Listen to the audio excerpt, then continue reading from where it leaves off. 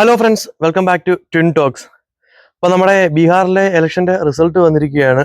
അപ്പോൾ എല്ലാവരും വളരെ ആകാംക്ഷയോടെ നോക്കിയിരുന്ന ഒന്നാണ് ബീഹാറിലെ റിസൾട്ട്.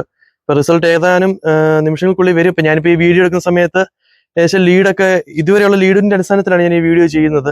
ഇനിയും കുറച്ചും കൂടെ ഉള്ളു, പിന്നെ അത് വലിയ മാറ്റങ്ങളൊന്നും വരാൻ ചാൻസ് ഇല്ല. ഏകദേശം 200ഓളം സീറ്റുകളിൽ ഇപ്പം NDA ലീഡ് ചെയ്യുന്നുണ്ട്. ഒരു മോദി നിതീഷ് തരംഗം തന്നെയാണ് ഇപ്പം നമ്മൾ ബീഹാറിൽ കണ്ടുകൊണ്ടിരിക്കുന്നത്. എന്തായാലും ഈ ഒരു എക്സിറ്റ് പോൾ ഫലങ്ങളെക്കാട്ടിലും അതിനെ മാറ്റിമറിക്കുന്ന രീതിയിലുള്ള ഒരു റിസൾട്ട് തന്നെയാണ് ഇപ്പോൾ ഇവിടെ ഉണ്ടായിരിക്കുന്നത്. അതിൽ BJP ഒറ്റകക്ഷിയായിട്ട് BJPക്ക് മാത്രം 91 സീറ്റുകളിൽ ലീഡുണ്ട്. പിന്നെ JDU 78 സീറ്റുകളിൽ ലീഡുണ്ട്. മൊത്തത്തിലെ NDA സഖ്യത്തിന് 200ഓളം സീറ്റുകളിൽ ഇപ്പം ലീഡായിട്ട് നിൽക്കുകയാണ്.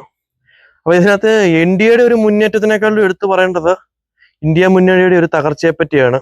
അവർക്ക് ഇപ്പം കോൺഗ്രസ് ആണെങ്കിൽ തന്നെ നോക്കിക്കഴിഞ്ഞാൽ വെറും 4 സീറ്റുകളിൽ മാത്രമാണ് കോൺഗ്രസ് ലീഡ് ചെയ്യുന്നത്. അപ്പോൾ കോൺഗ്രസിനെ സംബന്ധിച്ചിടത്തോളം ഈ ഇലക്ഷൻ വൻ ഒരു പരാജയം തന്നെയായിട്ട് മാറിയിരിക്കുകയാണ്. അപ്പം വോട്ട് ചോരി ആരോപണങ്ങളൊക്കെ വെറുതെ ആയിപ്പോയി, എന്നും വിലപ്പോയില്ല. എന്തായാലും ഇത് ശരിക്കും പറഞ്ഞാൽ കോൺഗ്രസിനൊരു പാഠമാക്കണം. കാരണം ഇങ്ങനെ ആരോപണങ്ങളൊക്കെ ഉന്നയിച്ചിട്ടും പോലും അവർക്ക് അവിടെ ഒരു ഇത് കണ്ടെത്താൻ കഴിയുന്നില്ലെങ്കിൽ പിന്നെ എന്താണ് കോൺഗ്രസിനെയും ലക്ഷ്യമിടുന്നതെന്ന് നമുക്കറിയത്തില്ല. എന്തായാലും BJPയെ സംബന്ധിച്ചിടത്തോളം BJPക്ക് ഈ ഒരു വിജയം വളരെ അനിവാര്യവുമായിരുന്നു. അതുപോലെ തന്നെ അർഹിക്കുന്നൊരു വിജയം തന്നെ BJP അവിടെ നേടി.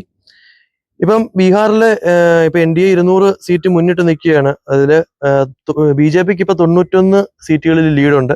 അതുപോലെ തന്നെ JDU 78, LJP 22, പിന്നെ ബാക്കി ഘടകകക്ഷികളെല്ലാം കൂടെ ചേർത്ത് 9 സീറ്റ് വേറെ ഉണ്ട്.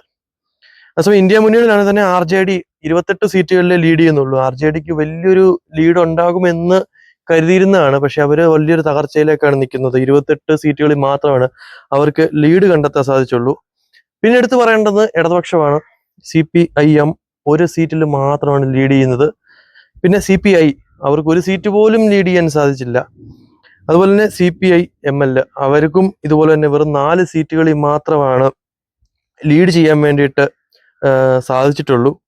എന്തായാലും 10ാം തവണയും വീണ്ടും നിതീഷ് കുമാർ തന്നെയായിരിക്കും മുഖ്യമന്ത്രി ആകുന്നതെന്ന് തന്നെയാണ് ഇപ്പം കേന്ദ്രത്തിൽ നിന്ന് അറിയിച്ചിട്ടുള്ളത്.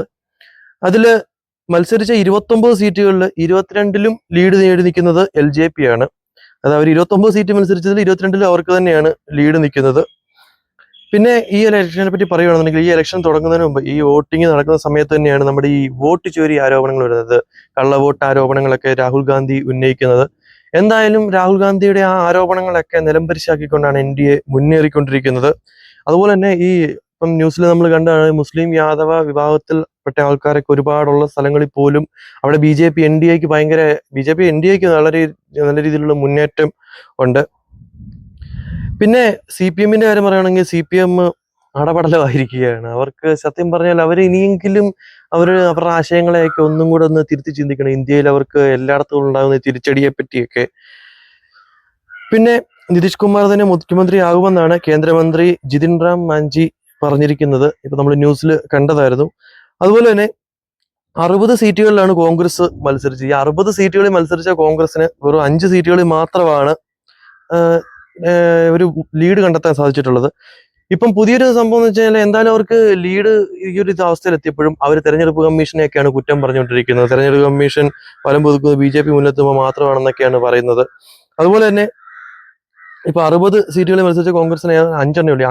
60-ൽ 5 കിട്ടുമ്പോൾ തന്നെ അവർ മനസ്സിലാക്കേണ്ട ഒരു കാര്യം, ഇതിനകത്ത് ഇനിയും തെരഞ്ഞെടുപ്പ് കമ്മീഷനെയൊക്കെ വെറുതെ പഴിചാരിട്ടൊന്നും കാര്യമില്ല. അവർ സ്വയം വിലയിരുത്തുക. ഇപ്പൊ ഈ രാഹുൽ ഗാന്ധി ഇങ്ങനെ ഓരോ ആരോപണങ്ങളൊക്കെ ഉന്നയിക്കുമ്പോൾ പോലും പുള്ളി സ്വയം കരുതുക, എന്താ വിജയിക്കാൻ വേണ്ടിയിട്ട് ഇതൊക്കെ തന്നെയാണോ വേണ്ടതെന്ന്. എന്തായാലും ഒരു മോദി തരംഗം തന്നെയാണ് ഇപ്പം നടന്നുകൊണ്ടിരിക്കുന്നത്. ഇപ്പൊ നിതീഷ് കുമാർ വീണ്ടും മുഖ്യമന്ത്രി ആകുമ്പോൾ പോലും ഒരു മോദി തരംഗം, അതിന്റെ ഒരു എഫക്റ്റ് ആണ് ഇപ്പൊ ബീഹാറിൽ ഇന്ത്യ മൊത്തത്തിൽ ഒരു ആഞ്ഞടിച്ചുകൊണ്ടിരിക്കുന്നത്. പിന്നെ ഇപ്പം നമുക്ക് എടുത്ത് പറയാനുള്ള മറ്റൊരു കാര്യം, അടുത്ത ഇനി നമ്മുടെ ഇലക്ഷൻ വരുവാണ്. കേരളത്തിലൊക്കെ ഇലക്ഷൻ വരികയാണ്. അപ്പൊ ഈ ഇലക്ഷനൊക്കെ വരുമ്പോഴത്തേക്കിനും എല്ലാവരും വോട്ട് ചെയ്യുന്നവരൊക്കെ നമുക്ക് എന്ത് ഇവർ ചെയ്തു തന്നു, അല്ലെങ്കിൽ നമുക്ക് ഗവൺമെന്റ്, അത് സെൻട്രൽ ഗവൺമെന്റ് ആണെങ്കിലും സ്റ്റേറ്റ് ഗവൺമെന്റ്, നമ്മുടെ കേരള ഗവൺമെന്റ് ആണെങ്കിലും ഇവർ നമുക്ക് വേണ്ടിയിട്ട് എന്ത് ചെയ്തു തന്നു എന്നത് അടിസ്ഥാനമാക്കി വേണം നമ്മൾ വോട്ട് ചെയ്യാൻ വേണ്ടി. രാഷ്ട്രീയം നോക്കി വോട്ട് ചെയ്യാണ്ട് അല്ലെങ്കിൽ രാഷ്ട്രീയം നോക്കി വോട്ട് ചെയ്താൽ പോലും ഏത് രാഷ്ട്രീയ പാർട്ടിക്കാരെ കൊണ്ടാണോ നമുക്ക് പ്രയോജനം അവർക്ക് വോട്ട് ചെയ്യുക. നമ്മളെല്ലാം അവർ ചെയ്ത കാര്യങ്ങളെല്ലാം വിലയിരുത്തി വോട്ട് ചെയ്യുക. അപ്പൊ എന്തായാലും നമുക്ക് ഈ NDA സഖ്യത്തിന് വളരെയധികം ഒരു വിജയാശംസകൾ തന്നെ നേരുന്നു. കാരണം ഇത്രയും വലിയ ആരോപണങ്ങളും ഇത്രയും വലിയ ഇന്ത്യ മൊത്തം തരംഗമായിട്ട് നിൽക്കുന്ന ആരോപണമൊക്കെ ഉണ്ടായപ്പോൾ പോലും അവർക്ക് ഈ ഒരു സീറ്റ് അവരുടെ ഒരു ബീഹാർ ഭരണം നിലനിർത്താൻ സാധിച്ചു. അപ്പൊ എന്തായാലും നമുക്ക് ബാക്കി കാര്യങ്ങളൊക്കെ ആയിട്ട് വീണ്ടും കാണാം. ബൈ.